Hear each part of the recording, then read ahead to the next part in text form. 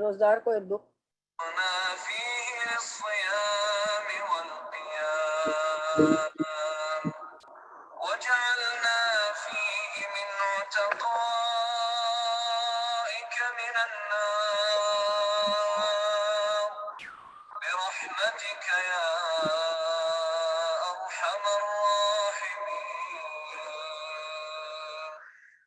السلام علیکم ورحمۃ اللہ وبرکاتہ۔ الحمدللہ الحمدللہ کل شکر تعریف اللہ ہی کے لیے ہے کہ الحمدللہ رمضان کا مہینہ ہم سے اتنا قریب آ لگا ہے۔ اللہ تعالیٰ سے دعا ہے کہ اللہ تعالیٰ ہمیں رمضان المبارک نصیب کرے اور ہمیں اس مہینے میں اس طرح عبادت کرنے والا بنا دے، صیام، قیام، تراویح، ذکر، اذکار، قرآن کی تلاوت، ساری نمازیں، فرض نمازیں، ساری عبادات اللہ ایسا ہمیں کرنے والا بنا دے کہ ہم اللہ تعالیٰ ہم سے راضی ہو جائے اور اللہ تعالیٰ ہم سے اپنے سے قریب کر لے انشاءاللہ۔ اور پچھلے رمضان سے بھی بہت زیادہ بہتر ہمارا یہ رمضان اللہ تعالیٰ ہمیں اس قابل کر دے کہ ہمارا بہتر سے بہتر رمضان ہو جائے۔ اور یہ کہ آپ سب کو پتہ ہے کہ اللہ تعالیٰ کی طرف سے یہ تحفہ ہے، یہ جتنی بھی ہماری زندگی کے دن ہیں رمضان المبارک ہے، تو اللہ تعالیٰ ہمیں اس میں بہترین عبادت کرنے والا، اللہم اعنا علی ذکرک و شکرک و حسن عبادتک، بہترین عبادت کرنے والا بنا دے۔ تو اس دعا کے ساتھ میری بہنوں ہم شروع کرتے ہیں رمضان المبارک کا ہمارا آج کا ٹاپک ہم شروع کرتے ہیں انشاءاللہ۔ الحمدللہ الذی نحمدہ ونصلی علی رسولہ الکریم، اما بعد فاعوذ باللہ من الشیطان الرجیم، بسم اللہ الرحمن الرحیم۔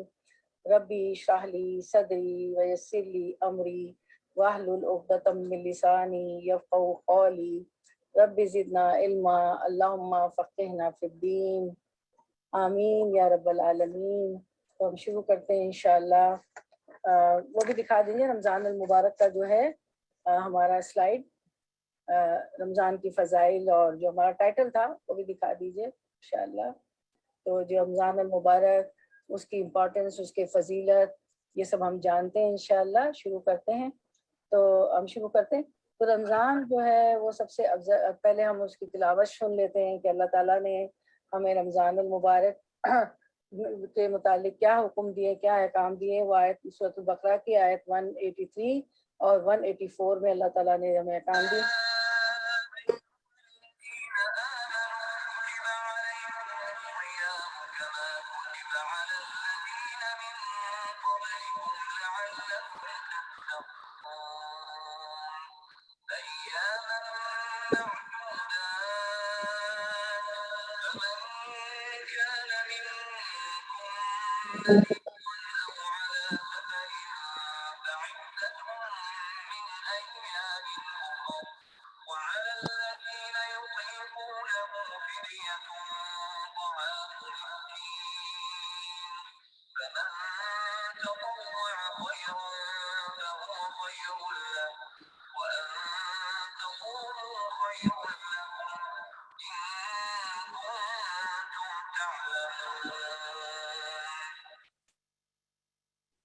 ہاں، تو ہم ترجمہ کرتے ہیں، یا اس کا مطلب ہے اے ایمان والو، تم پر روزے رکھنا فرض کیا گیا ہے جس طرح تم سے پہلے لوگوں پر فرض کیے گئے تھے، تاکہ تم تقوی اختیار کرو۔ گنتی کے چند ہی دن ہیں، لیکن تم میں سے جو شخص بیمار ہو یا سفر میں ہو تو وہ اور دنوں میں گنتی کو پورا کر لے، اور اس کی طاقت رکھنے والے فدیے میں ایک مسکین کو کھانا دیں۔ پھر جو شخص نیکی میں سبقت کرے وہ اسی کے لیے بہتر ہے، لیکن تمہارے حق میں بہتر کام روزے رکھنا ہی ہے اگر تم با علم ہو۔ تو یہ ہم آیت نمبر ہم دیکھتے ہیں کہ 183 184 میں اللہ تعالیٰ نے احکام نازل کیے روزے کے متعلق۔ تو رمضان سب سے افضل مہینہ ہے میری بہنوں. اس مہینے کی سب سے بڑی عبادت روزہ ہے، اور رمضان اللہ کے چنے ہوئے مہینے میں سے ہے، ایک مہینہ ہے، اور بغیر عذر کے روزہ چھوڑ دینا جو ہے بغیر عذر کے روزہ نہیں چھوڑنا چاہیے. تو لیکن اللہ تعالیٰ نے ہمیں فرمایا ہے کہ اگر بیمار ہو، مسافر ہو تو روزہ بعد میں ہم رکھ سکتے ہیں. اللہ تعالیٰ نے ہمیں سہولت بھی دی ہے. تو اب ہم دیکھتے ہیں کہ رمضان کا مطلب کیا ہے. رمضان کا لٹرل میننگ ہوتا ہے کہ جلنا. تو علماء کہتے ہیں کہ اس مہینے میں کیونکہ ہمارے گناہ جل جاتے ہیں، اس لیے اس کو رمضان کہا جاتا ہے. اور رمضان کا مہینہ ہمیں معلوم ہے کہ ہم چاند دیکھیں گے. ابھی شعبان گزر رہا ہے، تو شعبان کی 29 کو اگر چاند نظر آ گیا تو دوسرے دن جو ہے پہلا رمضان ہوگا. اگر تیسرے کا چاند ہو گیا تو پھر دوسرے دن پہلا رمضان ہو گیا. تو آپ کو پتہ ہے اسلامک مہینے یا 29 دن کے ہوتے ہیں یا 30 دن کے. لیکن ایک سنت ہم بھول جاتے ہیں، وہ کیا ہے کہ چاند دیکھنا. چاند دیکھنا اور اس کی دعا کرنا. تو ہم دیکھتے ہیں اسکرین پہ دعا بھی دیکھ لیتے ہیں کہ چاند دیکھنے کی دعا. تو کوشش کیجیے گا کہ اپنے بچوں کو، اپنے گھر والوں کو، سب کو آپ کہیں کہ چاند دیکھیں اور دعا بھی ضرور کریں. اگر آپ کے اپارٹمنٹس ہے تو آپ ونڈو سے دیکھ لیں یا نیچے کھڑے ہو جائیں، تو بچوں کو بھی معلوم ہوگا کہ جو ہے یہ بھی ایک سنت ہے. ٹھیک ہے. اور جو ہے ہاؤس ہے تو اس میں کورٹ یارڈ میں ہم آپ نے اس میں دیکھ سکتے ہیں.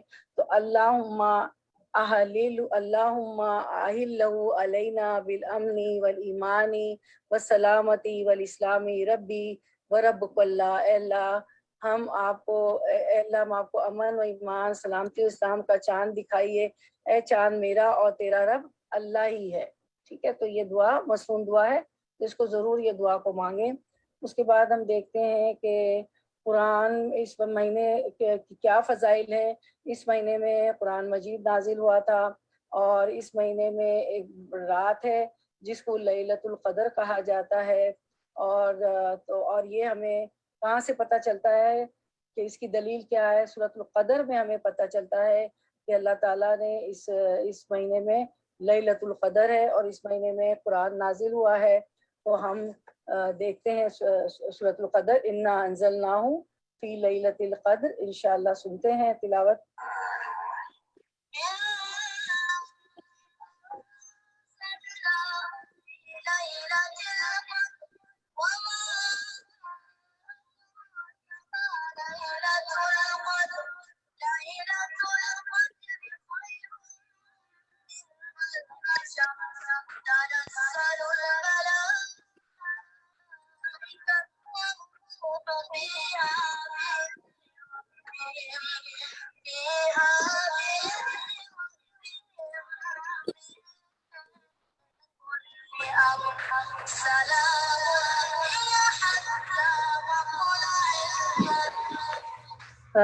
یقیناً اللہ تعالیٰ فرماتے ہیں بسم اللہ الرحمن الرحیم، یقیناً ہم نے اسے شب قدر میں نازل فرمایا، اور تم کیا جانو کہ شب قدر کیا ہے. شب قدر 1000 مہینوں سے بہتر ہے.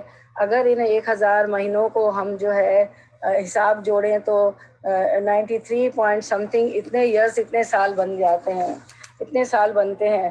یعنی شب قدر میں ہم عبادت کریں تو کیا ہوگا کہ ہمیں اتنا ثواب ملے گا انشاءاللہ، اتنا سارا ہمیں ثواب ملے گا شب قدر کا. ہمیں 93 پوائنٹ سمتھنگ ایئرس، اور شب قدر 1000 مہینوں سے بہتر ہے.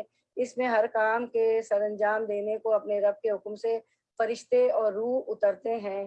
سبحان اللہ، اتنا بابرکت مہینہ ہے یہ ہمارے لیے. اس کے بعد ہم دیکھتے ہیں کہ اس مہینے میں اور کیا ہوا. جنگ بدر اس مہینے میں ہوئی تھی، اور جنگ بدر میں مسلمانوں کو فتح نصیب ہوئی. اور اس کے بعد ہم دیکھتے ہیں کہ اس مہینے میں کیا ہوتا ہے. آپ وسلم کی ایک حدیث مبارکہ ہے، جب رمضان کا مہینہ آتا ہے تو آسمان کے تمام دروازے کھول دیے جاتے ہیں، جہنم کے دروازے بند کر دیے جاتے ہیں، اور شیاطین کو زنجیروں سے جکڑ دیا جاتا ہے، اور اللہ تعالیٰ کی رحمتیں نازل ہوتی ہیں اس مہینے میں.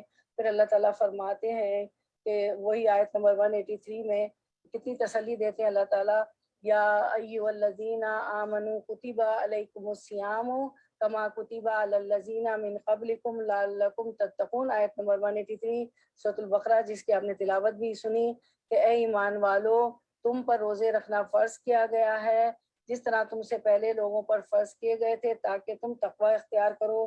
تو روزے رکھ کے تقوی حاصل ہو جاتا ہے الحمدللہ الحمدللہ۔ اور اللہ تعالیٰ ہمیں تسلی بھی دے رہے ہیں کہ تم سے پہلے کے لوگوں کو پر بھی یہ روزے فرض کیے گئے تھے۔ اب ہم دیکھتے ہیں کہ صوم کہتے ہیں نا، عربک میں روزے کو صوم کہتے ہیں، تو صوم جو ہے اس کا مطلب ہوتا ہے عربک میں کہ لٹرل میننگ اس کا ہوتا ہے کہ ٹو اسٹاپ، کہ رک جاؤ۔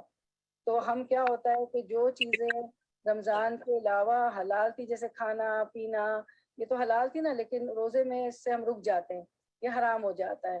تو اس کا مطلب ہے کہ رک جانا، صبح سے لے کے سحری کے وقت سے لے کے کب تک، مغرب تک۔ اور میاں بیوی کے تعلقات سے بھی منع کیا گیا اس میں روزے کے درمیان، تو جو چیزیں حلال تھی وہ حرام ہو جاتی ہیں ہم پر روزے کی حالت میں۔ اور پھر یہ بھی ہمیں پتہ چلا سورۃ انا انزلناہ فی لیلۃ القدر، سورۃ القدر میں، کہ یہ اس میں لیلۃ القدر بھی ہے جو کہ 21، 23، 25 اور 29 اور 27 شب کو ہمیں ڈھونڈنی ہوتی ہے۔ بعض دفعہ چاند رات بھی جو ہوتی ہے وہ لیلۃ القدر ہوتی ہے، طاق رات ہوتی ہے، طاق راتوں میں ہمیں ڈھونڈنا ہوتا ہے۔ اس کے بعد ہم دیکھتے ہیں کہ اللہ تعالیٰ فرماتے ہیں کہ روزہ جو ہے میرے لیے ہے، انسان، اللہ تعالیٰ فرماتے ہیں کہ انسان کا ہر نیک عمل خود اسی کے لیے ہے، مگر روزہ جو ہے وہ خاص میرے لیے ہے اور میں ہی اس کا بدلہ دوں گا، اللہ تعالیٰ فرماتے ہیں۔ اور روزہ دار کے منہ کی خوشبو اللہ کے نزدیک مشک کی خوشبو سے بھی بڑھ کر ہے۔ آپ سب کو پتہ ہے کہ منہ میں بدبو ہو جاتی ہے، تو لیکن اللہ تعالیٰ کو وہ بدبو بھی مشک کی، اللہ تعالیٰ کے نزدیک مشک کی خوشبو سے بھی بڑھ کر ہے۔ اس کے بعد ہم دیکھتے ہیں کہ آپ صلی اللہ علیہ وسلم نے فرمایا کہ روزدار کو 2 خوشیاں نصیب ہوتی ہے۔ کتنی خوشیاں نصیب ہوتی ہے؟ 2 خوشیاں نصیب ہوتی ہے۔ اللہ تعالیٰ فرماتے ہیں روزدار کو کہ روزدار کو 2 خوشیاں نصیب ہوتی ہے۔ وہ کس طرح کہ ایک تو روزہ دار کو 2 خوشیاں حاصل ہوتی ہے، ایک تو جب وہ افطار کرتا ہے تو خوش ہوتا ہے، اور دوسرے جب وہ اپنے رب سے ملاقات کرے گا تو اپنے روزے کا ثواب پا کر خوش ہوگا۔ اس طرح روزدار کو 2 خوشیاں حاصل ہوتی ہیں۔ اس کے بعد ہم دیکھتے ہیں کہ نبی صلی اللہ علیہ وسلم کا معمول تھا کہ نماز مغرب سے پہلے تازہ کھجوروں سے روزے کا افطار کرتے تھے۔ مغرب کے وقت افطار کے وقت اگر تازہ کھجوریں نہ ہوتی تو چھواروں سے روزہ کھول لیتے تھے، اگر چھوارے بھی نہ ہوتے تو پانی کے چند گھونٹ نوش فرما لیتے تھے۔ اور افطار کے وقت روزدار کی دعا ضرور قبول ہوتی ہے، تو ہمیں کیا کرنا چاہیے کہ افطار سے پہلے ضرور 10، 15 منٹ، 5 منٹ، 8 منٹ نکال لیں، اپنی افطاریاں جلدی سے بنا لیں، جو بھی فرائنگ وغیرہ ہوتی ہے، اور بیٹھ جائیں لگا کے اپنا دسترخوان، ٹیبل، زمین پہ جیسے بھی بیٹھتی ہیں آپ، اور ضرور دعا کریں، دعا مانگیں، کیونکہ وہ وقت ہوتا ہے جب روزدار کی دعا ضرور قبول ہوتی، تو ضرور کوشش کریں کہ آپ دعا مانگیں۔ اور ابھی آپ نے یہ حدیث میں بھی دیکھ رہے ہیں کہ 2 خوشیاں حاصل ہوتی ہیں روزدار کو۔ افطار کے وقت کتنی ہمیں کریونگ ہوتی ہے نا، فرمائشیں بھی ہوتی ہیں، کوئی کہتا ہے پکوڑے، کوئی کہتا ہے اسپرنگ رول، کوئی کہتا ہے یہ کھاؤں گا، کوئی کہتا ہے وہ کھاؤں گا، تو کتنی خوشی ہوتی ہے، اور پھر اللہ کے پاس جا کر بھی ہمیں اس کے ثواب پا کر خوشی محسوس حاصل ہوگی۔ پھر ہم دیکھتے ہیں کہ ایک اور حدیث مبارکہ ہے جس میں آپ صلی اللہ علیہ وسلم کی حدیث مبارکہ ہے، اس میں فرماتے ہیں کہ رسول اللہ صلی اللہ علیہ وسلم نے فرماتے ہیں، کیا فرمایا کہ جو کوئی شب قدر میں ایمان کے ساتھ اور حصول ثواب کی نیت سے عبادت میں کھڑا ہوا، اس کے تمام پچھلے گناہ بخش دیے جائیں گے۔ تو شب قدر آپ کو پتہ ہے کہ کب ہوگی؟ رمضان کے آخری عشرے میں، 21، 23، 25، 27، 29 یہ تاریخیں ہیں، لیکن ہم تو پورا عشرہ بلکہ پوری رمضان ہی میں عبادت کر رہے ہوتے ہیں، لیکن آخری عشرے میں تو شب قدر تلاش کرنے کے لیے پھر وہ شبینہ بھی، قیام اللیل بھی شروع ہو جاتا ہے۔ ہم ویسے بھی تہجد پڑھ رہے ہوتے ہیں رمضان میں، تو جو کوئی شب قدر میں ایمان کے ساتھ اور حصول ثواب کی نیت سے عبادت میں کھڑا ہو، اس کے تمام پچھلے گناہ بخش دیے جائیں گے، اور جس نے رمضان کے روزے ایمان کے ساتھ اور ثواب کی نیت سے رکھے، اس کے اگلے تمام گناہ معاف کر دیے جائیں گے۔ اس کے بعد اللہ تعالیٰ نے فرمایا، ایک اور حدیث مبارکہ ہے کہ روزدار کے لیے ایک دروازہ ہے، وہ والی حدیث دکھا دیں. ہاں، رسول نے فرمایا کہ جنت کا ایک دروازہ ہے جسے ریان کہتے ہیں. قیامت کے دن اس دروازے سے صرف روزدار ہی جنت میں داخل ہوں گے، ان کے سوا اور کوئی اس میں نہیں داخل ہوگا. پکارا جائے گا کہ روزے دار کہاں ہیں، وہ کھڑے ہو جائیں گے، ان کے سوا اس سے اور کوئی نہیں اندر جانے پائے گا. اور جب یہ لوگ اندر چلے جائیں گے تو یہ دروازہ بند کر دیا جائے گا، پھر سے کوئی اندر نہ جا سکے گا. اچھا، اس کے بعد ہم دیکھتے ہیں ایک اور حدیث مبارکہ کہ جس نے رسول نے فرمایا کہ جس نے رمضان کے روزے ایمان اور خاص نیت کے ساتھ رکھے، اس کے پچھلے گناہ بخش دیے جائیں گے. اور اس کے پچھلے والی حدیث بھی جو آپ دکھا رہی تھی وہ بھی دکھا دیں. ابھی جو آپ دکھا رہی تھی، رسول اللہ صلی اللہ علیہ وسلم نے فرمایا جو کوئی شب قدر میں ایمان کے ساتھ اور حصول ثواب کی نیت سے عبادت میں کھڑا ہو، اس کے تمام پچھلے گناہ بخش دیے جائیں گے. اور جس نے رمضان کے روزے ایمان کے ساتھ اور ثواب کی نیت سے رکھے، اس کے اگلے تمام گناہ معاف کر دیے جائیں گے. تو اتنا ثواب ہے، آپ دیکھیں روزوں کو رکھنے کا. اس کے بعد ہم دیکھتے ہیں اور عبادت کرنے کا، شب قدر کی اور رمضان کی عبادت کرنے کا. اس کے بعد ہم دیکھتے ہیں کہ روزہ جو ہے زبان، ناک، کان، ہاتھ، ہر چیز کا روزہ ہونا چاہیے نا. زبان سے کوئی ایسی لغو بات نہ کریں، کسی کو تانا طنز و تشنی نہ کریں، طنز و تشنی نہ ہو اس کے اندر، کوئی فخر و غرور کی بات نہ ہو. آنکھ کوئی ایسی چیز نہ دیکھ لیں، کوئی اریاں چیزیں، کوئی اریاں فلمیں، کوئی ایسے میگزین وغیرہ. اب تو سب کچھ موبائل کے اندر ہے. دل میں لوگوں کے خلاف حسد، بغض، کینہ، جلن، دل کو بھی ردی سے، خیالوں سے صاف کر دینا چاہیے. ورنہ کیا ہوتا ہے کہ صرف کچھ لوگوں کو روزے کا بالکل ثواب نہیں ملتا، صرف بھوک اور پیاس ملتی ہے، کیونکہ ہر عضو کا روزہ ہے. تو اس سے کوئی ایسی غلط چیز سرزد ہو گئی، آنکھ کا زنا ہو گیا، کان سے ایسی کوئی باتیں سن لی، اس کا زنا ہو گیا، تو پھر ظاہر ہے کہ وہ صرف ایسے لوگوں کو بھوک اور پیاس ملتی ہے. تو اللہ کے لیے خالص روزہ ہو اور جو ہے اس میں ریا، دکھاوا، شو آف نہ ہو، تو بہت اجر ہے. آپ جو سارے اجر آپ نے ابھی احادیث مبارکہ میں پڑھی. پھر یہ کہ برے خیالات دل میں نہ ہو، غصہ نہ ہو، نفرت نہ ہو، کینہ نہ ہو، بغض نہ ہو، یہ ساری چیزیں ہمیں نکال دینی چاہیے. اس کے بعد ہم دیکھتے ہیں کہ آپ صلی اللہ علیہ وسلم افطار کا تو ہم نے پڑھا، آپ سحری کے بارے میں بھی دیکھتے ہیں کہ آپ صلی اللہ علیہ وسلم جو ہے سحری کھاتے تھے. اور سحری جو ہے، سحری کا بڑا ثواب ہے. سحری کھانا بابرکت کھانا ہے. بھوک نہ ہو تب بھی نہ ضرور کچھ نہ کچھ کھا لیں، کھجور کھا لیں، پانی کے چند گھونٹ پی لیے. کیونکہ بعض دفعہ یہ ہوتا ہے کہ تراویح کے بعد لیٹ ہو جاتے ہیں تو کھانا لیٹ کھاتے ہیں، تو پھر سحری کے وقت بھوک نہیں ہوتی، لیکن ضرور کچھ نہ کچھ کھا لیں. کیونکہ اللہ عز و جل اور اس کے فرشتے سحری کھانے والوں پر رحمت بھیجتے ہیں. اور جو ہے اللہ رحمت بھیجتے ہیں، فرشتے رحمت و مغفرت کی دعا کرتے رہتے ہیں. اللہم اغفر لہ، اللہم ارحمہ، اللہ اسے معاف کر دیجئے، اللہ اس پہ رحم فرما دیجئے. تو ضرور سحری کے وقت بھی ظاہر ہے آپ پہلے تہجد پڑھ چکی ہوں گی، اور آخری اشرے میں تو وہ شبینہ بھی پڑھا جاتا ہے، قیام اللیل بھی ہوتا ہے، مسجدوں میں بھی ہوتا ہے. تو گھر میں بھی ہم پڑھ سکتے ہیں. اگر مسجد بھی جاتے ہیں، آج کل جیسے پینڈیمک ہے تو مسجدوں میں نہیں جا پا رہے ہیں، الاؤ نہیں، اللہ کرے الاؤ ہو جائے، تو گھر میں پڑھ رہی ہیں تو دعا ضرور مانگیں. کیونکہ اللہ تعالیٰ اس وقت سحری کے وقت آسمان دنیا پہ تجلی فرماتے ہیں، اور اللہ تعالیٰ سوال کرتے ہیں کوئی مانگنے والا ہے، کوئی حاجت طلب کرنے والا ہے، کوئی بخشش طلب کرنے والا. تو ضرور مانگے دعا، ضرور تہجد کا، قیام اللیل کا وہ کریں انتظام. اور اس کے بعد افطاری سحری ضرور کریں، ٹھیک ہے. اور سحری میں دعا ضرور مانگے. سحری کھانے کا بھی بڑا ثواب ہے. تو رمضان جو ہے بخشش کا مہینہ ہے، اور جو ہے روزہ رکھنے والے مرد اور عورتیں، اس تمام لوگوں کے لیے بخشش اور اجر عظیم کا وعدہ کیا اللہ تعالیٰ نے.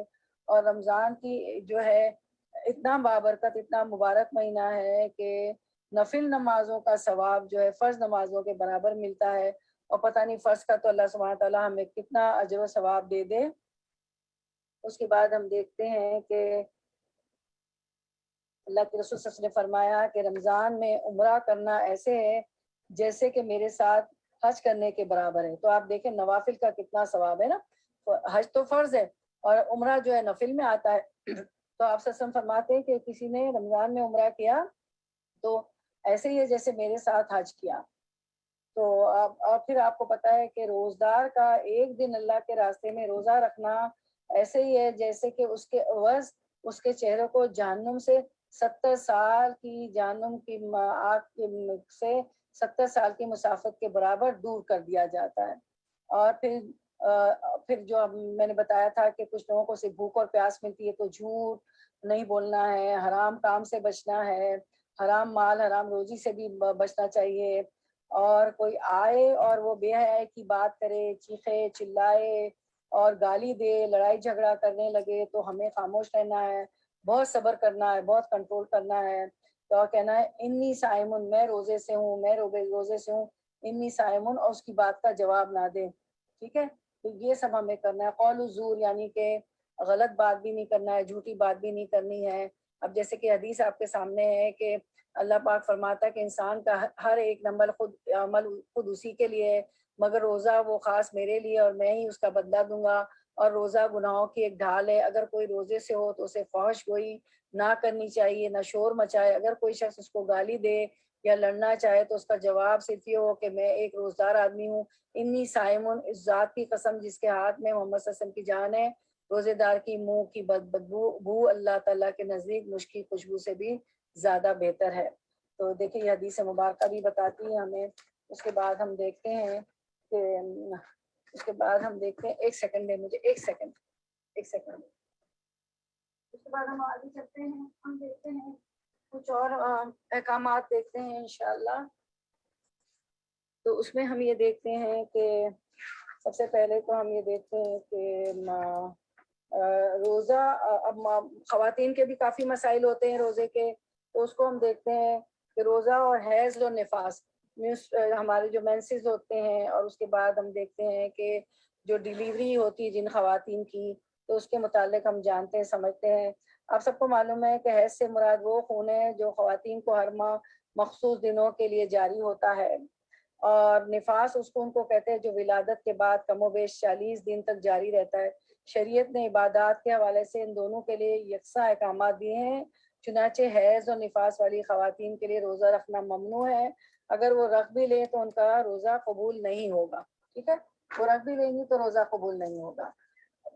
اس کے بعد ہم دیکھتے ہیں کہ حیض شروع ہوتے ہی روزہ ٹوٹ جائے گا، خواہ سورج غروب ہونے میں ایک لمحہ ہی کیوں نہ باقی ہو، اور اس روزے کی قضا بعد میں پوری کرنا ضروری ہے۔ کوئی جو مینسز والی حائضہ خاتون ہے دن کے کسی حصے میں پاک ہو جائے تو اس کے لیے باقی دن کا روزہ صحیح نہیں ہوگا، کیونکہ دن کے شروع میں حیض یا نفاس موجود تھا۔ اگر وہ رات کے کسی حصے میں خواہ فجر سے کچھ لمحے پہلے پاک ہوئی ہو تو اس پر اس دن کا روزہ واجب ہوگا۔ نیز اگر وہ طلوع فجر سے پہلے غسل نہ کر سکے تو طلوع فجر کے بعد غسل کر لینے سے بھی اس کا روزہ درست ہوگا۔ اور حیض کے دنوں میں ایام حیض گزرنے کے بعد اگر داغ لگے یا خون جاری رہے تو یہ میری بہنوں استحاضہ ہے۔ استحاضہ ایک بیماری ہے اور اس حالت میں نماز پڑھنا اور روزہ رکھنا ضروری ہے، تاہم مستحاضہ نماز کے لیے نیا وضو کرے گی، ٹھیک ہے۔ اگر بلیڈنگ جو ہے، جو پیریڈ ہے اس کے بعد بھی ہو رہی تو وہ استحاضہ ہوتا ہے، تو اس میں کیا کرے گی، نماز پڑھنے کے لیے نیا وضو کرنا ہے۔ اب دوسرا یہ ہم دیکھتے ہیں کہ رمضان میں کیا ہوتا ہے کہ روزہ رکھنے کے لیے اور حج پہ جانے کے لیے، عبادت کرنے کے لیے اگر پیریڈز ہو رہے ہوتے ہیں تو کیا کرتے ہیں، وہ گولیوں کا استعمال، ٹیبلٹس کھا لیتی ہیں خواتین۔ تو معنی حیض گولیوں کا استعمال بھی طبی لحاظ سے رمضان یا غیر رمضان کسی مہینے میں درست نہیں ہے۔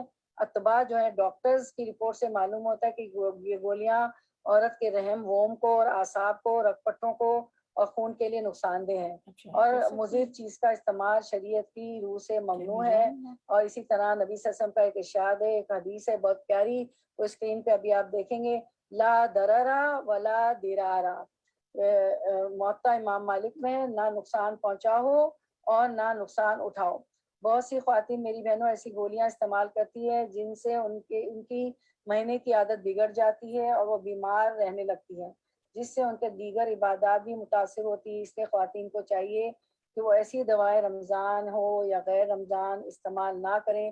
اللہ تعالیٰ نے چھٹے ہوئے روزوں کی قضا کی سہولت دی ہے، آیت کبھی تلاوت بھی کی گئی کہ چھٹے ہوئے روزے بعد میں رکھ سکتے ہیں، تو اللہ تعالیٰ نے ہمیں رخصت دی ہے، تو ان رخصتوں سے بھی فائدہ اٹھائیں، کیونکہ رخصتوں سے فائدہ اٹھانا بھی ثواب کا کام ہے، ٹھیک ہے۔ بعض لوگ کہتے ہیں کہ نہیں قصر نماز کیوں پڑھیں ہم سفر میں، ضرور پڑھیں، کیونکہ اللہ نے ہمیں دی ہے نا رخصتیں. اور پھر روزے میں بھی رخصتیں کچھ ہے کہ جو حائضہ عورتیں وہ نہ رکھیں، بیمار جو ہے وہ نہ رکھیں، بہت زیادہ بوڑھے لوگ ہیں جو رکھ ہی نہیں سکتے. اس کے بعد ہم دیکھتے ہیں روزہ اور حاملہ یا دودھ پلانے والی خواتین کے کیا احکامات ہیں. پریگننٹ عورت ہوتی ہے مطلب، اور جو ہے جو نرسنگ وومن ہوتی ہے جو دودھ پلاتی ہے، تو حاملہ یا دودھ پلانے والی خاتون اگر روزے کی وجہ سے اپنے یا بچے کی جان یا صحت کے لیے کسی قسم کا خوف محسوس کرے تو وہ روزہ چھوڑ سکتی ہے. البتہ خوف ختم ہو جانے کے بعد جب ممکن ہو تو اپنے فوت شدہ چھوڑے ہوئے جو روزے ہیں ان کی قضا پوری کر لے، جیسے کوئی بھی مریض اپنی بیماری سے شفایاب ہونے کے بعد قضا پوری کرتا ہے. آیت ارشاد باری تعالیٰ ہے، آیت نمبر سورۃ 185 سورۃ البقرہ، ومن کان مریضا او علی سفر فعدۃ من ایام اخر، اور جو بیمار ہو یا سفر میں ہو تو دوسرے دنوں میں گنتی پوری کر لے. اگر عورت حمل یا رضاعت دودھ پلانے کے دوران خود کو صحت مند پائے اور روزہ رکھنے سے نقصان کا اندیشہ نہ ہو تو روزہ رکھنا بہتر ہے. ٹھیک ہے، اور اگر اس کو ویک ہے، اس کو لگتا ہے کہ نہیں رکھ پاتی ہوں تو نہ رکھے، کیونکہ اللہ تعالیٰ نے ہمیں ایک رخصت دی ہے. اب ہم دیکھتے ہیں بوڑھی خواتین ہوتی، بہت بوڑھے مرد بوڑھی عورتیں ہوتی ہیں، تو کسی عورت کے لیے بڑھاپے یا شدید کمزوری کی وجہ سے روزہ رکھنا ممکن نہ ہو تو اسے روزہ چھوڑنے کی رخصت ہے، روزہ چھوڑ سکتی ہے، کیونکہ ارشاد باری تعالیٰ ہے سورۃ النساء آیت نمبر 29، وَلَا تَقْتُلُوا أَنفُسَكُمْ إِنَّ اللَّهَ بِكُمْ رَحِيمٌ، اور اپنے نفسوں کو قتل نہ کرو، یقیناً اللہ تعالیٰ تم پر مہربان ہے. ایسی ضعیف خاتون کے لیے چھوڑے ہوئے روزوں کا فدیہ دینا ضروری ہے، اور فدیے میں ہر روزے کے بدلے ایک مسکین کو 2 وقت کا کھانا کھلانا ہے. 2 وقت کا کیوں؟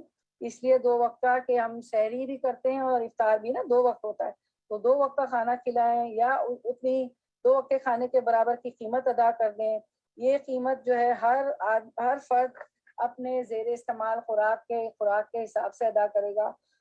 اگر ہماری خوراک ہے ہم مرغی گوشت اور چرغے باربیکیو وغیرہ کھاتے ہیں تو جو ہم کھاتے ہیں ویسے ہی حساب سے ہمیں ان کو کھانا دینا ہوگا یا پیسے دینے ہوں گے. یہ نہیں کہ ہم تو کھائیں گوشت مرغیاں اور لوگوں کو دے دیں، مسکینوں غریبوں کو فدیے میں ہم دے دیں سبزی اور دال اور پتہ نہیں کیا. خیر وہ بھی ان کی بھی کاسٹ ہوتی ہے ویسے تو، لیکن جو ہم کھاتے ہیں وہ دیں. فدیہ دینے کی ایک صورت یہ بھی ہو سکتی ہے میری بہنوں کے ایک مسکین کو سحری اور افطاری دی جائے. دوسری صورت یہ بھی ہے کہ 2 وقت کے کھانے کی قیمت یا راشن کسی ایک مسکین کو دے دیا جائے. ٹھیک ہے. روزہ کھلوانے کا ثواب، اگر ہم کسی کو افطار کراتے ہیں تو اس کا بڑا ثواب ہے، اور وہ ہمیں کروانا چاہیے. ہم افطاری تیار کر کے پکا کے اپنے عزیز رشتہ داروں کو، پڑوسیوں کو، دوستوں کو، سہیلیوں کو بلا سکتے ہیں، کیونکہ اس کا بڑا اجر ہے. اس میں ہمیں ملتا ہے، ایک روایت میں اس میں آتا ہے جس نے کسی روزے دار کا روزہ کھلوایا یا کسی غازی کو تیار کیا تو اس کے لیے بھی اتنا ہی اجر ہے جتنا کہ جو روزہ رکھتا ہے اس کا اجر ہمیں ملے، اس کو تو ملے گا ہی، لیکن اس نے جو روزہ رکھا ہے اس کا اجر بھی ہمیں مل جائے گا.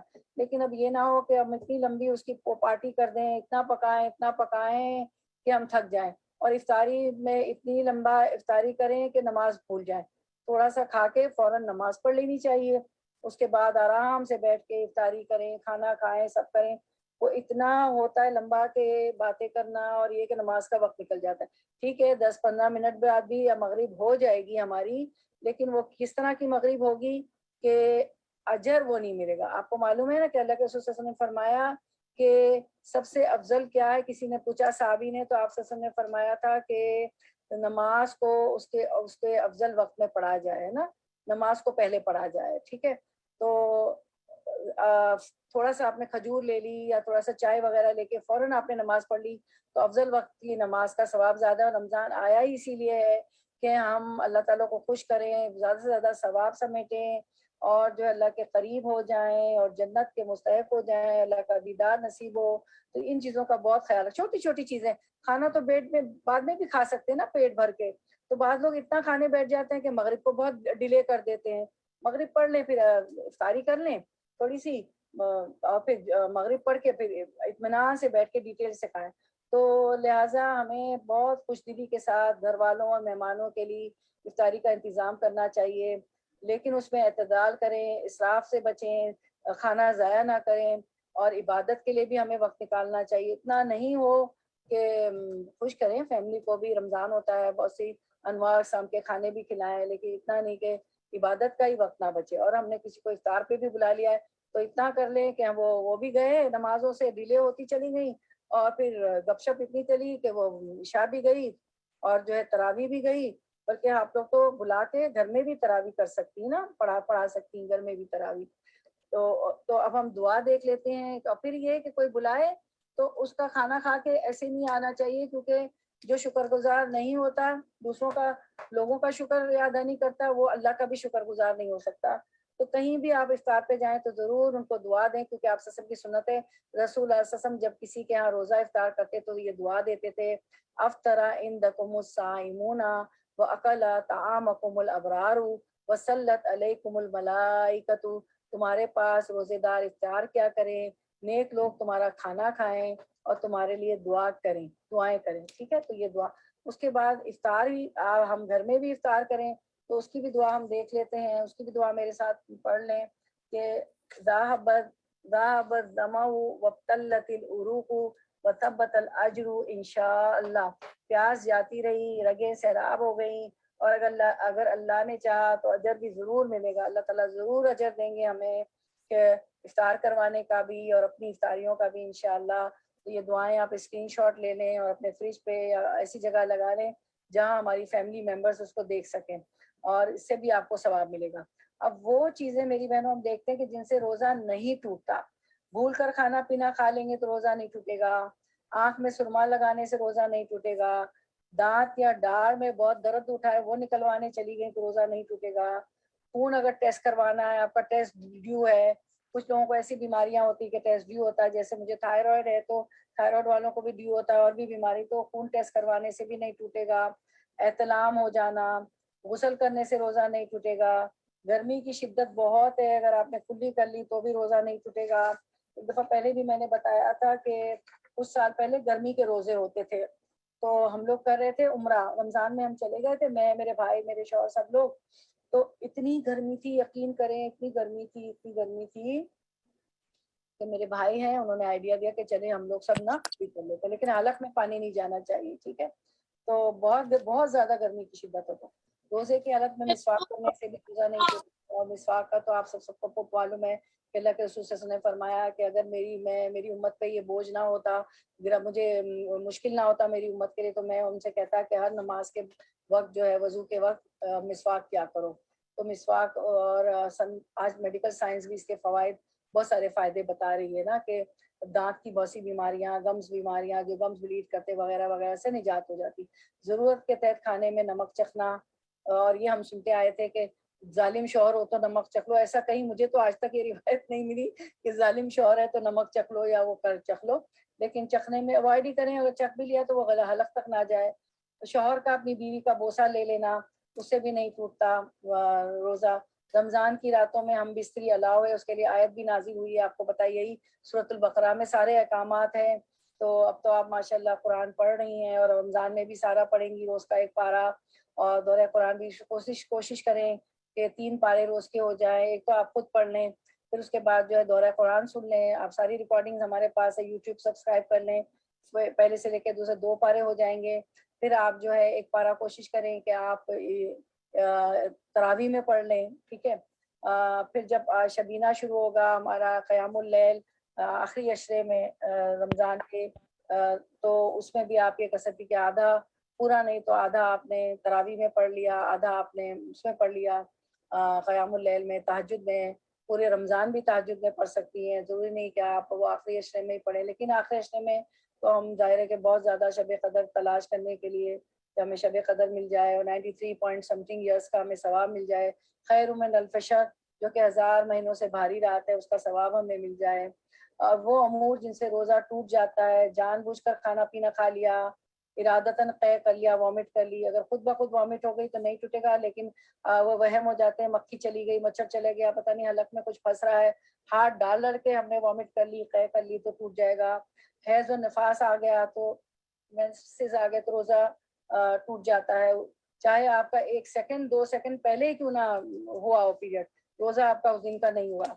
मियाँ बीवी का खास ताल्लुक कायम हो जाए तो रोज़ा टूट जाए, उसकी जो है उसके लिए हमें क्या करना है, रोज़े के दरमियान मियाँ बीवी अगर जमा कर लें तो रोज़े की क़ज़ा भी होगी और कफ़ारा भी होगा। कफ़ारा एक गुलाम आज़ाद करना, आजकल तो गुलाम नहीं होते, तो 2 माह के मुसलसल रोज़े रखना पड़ेंगे, यानी पूरे 60 दिन के लगातार रोज़े, बीच में से छोड़ेंगे नहीं, या फिर 60 मिस्कीनों को खाना खिलाना है। वो उमूर जिनसे रोज़ा मकरूह हो जाता है, जिसकी हमने बहुत बात की थी और हदीस मुबारका भी देखी थी कि इन्नी साइमुन में रोज़े से हूँ, झूठ बोलना, गीबत करना, गाली देना, लड़ाई झगड़ा करना, नाक में पानी ज़्यादा मिकदार में चढ़ा देना वज़ू के वक़्त, तो ये भी वज़ू के वक़्त ख़्याल रखें रोज़े में, तो रोज़ा मकरूह हो जाएगा। बेहुदा फ़ौश और जहालत के काम या बेहुदा या फ़ौश बातें करना और सुनना, गैर अखलाकी हरकत और सकनात करना, या टीवी, इंटरनेट वगैरह पर ऐसी चीज़ें, वाहियात चीज़ें, फ़ौश चीज़ें देख लेना, उससे भी रोज़ा मकरूह हो जाएगा। तो बहुत कोशिश करें कि इन चीज़ों को अवॉइड करें हम। और फिर ये है कि नमाज की पाबंदी हमें करनी, फ़र्ज़ नमाज़ों को अव्वल वक्त पर खुशू और खुजू से अदा करें, अशराक पढ़ें फजर के बाद, बैठी रहें जा नमाज पे, अशराक पढ़ लें तो उसका तो ऐसे सवाब है जैसे कि हज और उम्रे का सवाब।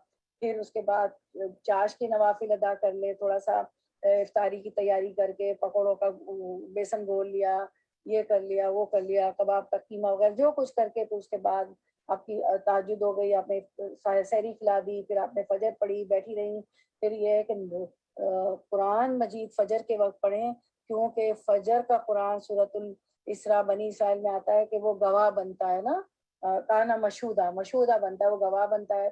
तो फजर के वक्त ज़रूर कुरान पढ़े, और कुरान या तो हमारे लिए हुज्जत बनेगा या हमारे खिलाफ आएगा, तो ज़रूर उसको पढ़ें, क्योंकि आपने पढ़ा है कि बहुत सी आयत जो हैं अपने, जैसे कि सूरत बकरा है, सूरत आले इमरान है, अपने पढ़ने वाले के लिए अल्लाह से झगड़ा करेंगी, तो ज़रूर कुरान को पढ़ें। फिर उसके बाद जो है आप अशराक के 1 डेढ़ घंटे बाद चाश का दुआ का वक्त शुरू हो जाता है, और अल्लाह वो हदीस मुबारका है कि जो अव्वाब है, अल्लाह की तरफ तौबा करने वाले, रुजू करने वाले, अवाबीन पढ़ते हैं, तो चाश दुआ अवाबीन सारी एक ही नमाज के नाम है, बल्कि उलमा कहते हैं कि अशराक, चाश, दुआ सब एक ही नमाज का नाम है। लेकिन अगर अशराक पढ़ लेंगे फजर के सूरज निकलने के बाद, सूरज तुलू होने के 15 मिनट बाद, तो एक हज उम्रे का सवाब, और आपने दुआ और चाश पढ़ ली उसके बाद, उसके 1.5 घंटे के बाद, तो ज़ोहर से पहले पहले तक, तो उसका आपको पता है कि 4 रकत पढ़ने का 360 जोड़ का सवाब मिलता है। ठीक है, तो फराना अदा हो जाता है। हम जाएं कि कहीं आजकल तो मस्जिद में जा भी नहीं रहे हैं, डोनेशन डालें करें, तो घर इसका सवाब हमें उससे मिल जाता है, 4 रकत पढ़ने से, दुआ की, चाश की। और अगर जिसने 8 पढ़े तो उसको जो है जन्नत में घर, और जिसने 12 रकतें पढ़ ली तो उसको सोने का घर होगा। फिर तहज्जुद की नमाज, तरावी का एहतमाम करें, और ये कि मस्जिद खुल जाए तो मस्जिद में भी जा सकती हैं, क्योंकि वैसे तो फरमाया कि औरत का घर मस्जिद है, मस्जिद में भी होना, लेकिन हमें 2 हदीसें मुबारका भी स्क्रीन पे भी हम देखते मिलती हैं, जिसमें सही बुखारी में आता है कि अल्लाह की बंदियों को अल्लाह की मसाजिद से ना रोको। एक और हदीस मुबारक है, औरतों को रात के वक्त मसाजिद में जाने की इजाज़त दे दिया करो। तो अगर आप मस्जिद जाती हैं ख़वातीन, तो हमें बाहिजाब जाना है, अपनी आवाज़ें बुलंद नहीं करनी है, क्योंकि हमारी सबके मोहल्ले में ही मस्जिद होती है, तो मर्द भी होते हैं, हमारे मर्दों के साथ मोहल्ले के मर्द भी, मस्जिद के भी मर्द होते हैं, और पैदल ही आ रहे होते हैं बाज़ दफ़ा, तो अपनी आवाज़ें बुलंद ना करें। और फिर तेज़ खुशबू ना इस्तेमाल करें कि मर्दों तक हमारी खुशबू चली जाए। और फिर अपनी ज़ेब व ज़ीनत को ज़ाहिर ना करें। इरशाद बारी ताला है सूरत नूर आयत नंबर 31 में, क्या है, वला युब्दीना ज़ीनतहुन्ना इल्ला मा ज़हरा मिन्हा, और अपनी ज़ीनत को ज़ाहिर ना करें। ऐसी चीज़ों के ज़ाहिर होने में कोई हर्ज नहीं मेरी बहनों, जिनका छुपाना मुमकिन हो ना हो, जैसे अंगूठी नज़र आ गई, मेहंदी नज़र आ गई, जैसे डील डोल हो। अगर मैं दुबली हूँ तो मैं दुबली ही नजर आऊंगी ना, अगर मैं मोटी हूँ तो मेरा डील डोल मोटा है तो मोटी ही नजर आऊंगी, तो उसमें कोई हर्ज नहीं है, वो तो हमारा डील डोल ही ऐसा है।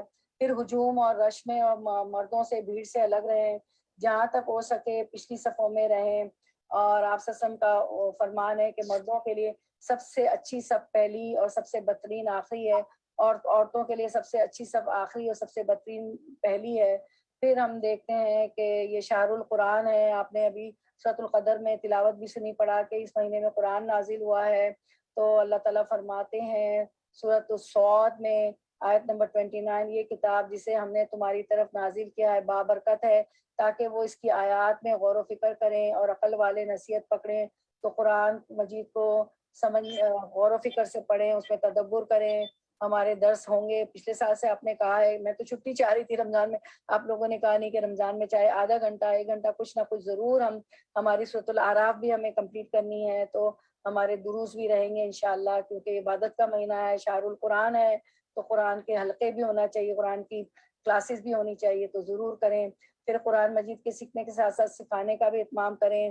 اگر آپ کسی کو پڑھا رہی ہیں تجوید یا کچھ بھی، تو اس کو نہ بند کریں کہ رمضان ہے میں روزے سے ہوں، نہیں، بلکہ یہ تو شہر القرآن ہے، تو قرآن پڑھنا چاہیے۔ اور دورہ قرآن بھی آپ سنیے گا دوبارہ سے، روز کا ایک پارہ 15-15 منٹ کر کے۔ کچن میں لیٹنے آئی ہیں، کچن میں تو 2 گھنٹے 3 گھنٹے گزر ہی جاتے ہیں، پورا ہو جاتا ہے قرآن تو۔ اور اللہ تعالیٰ آپ وسلم کی حدیث مبارکہ بھی ہے، خیرکم من تعلم القرآن وعلمہ، تم میں سے بہترین وہ ہے جو قرآن سیکھے اور سکھائے۔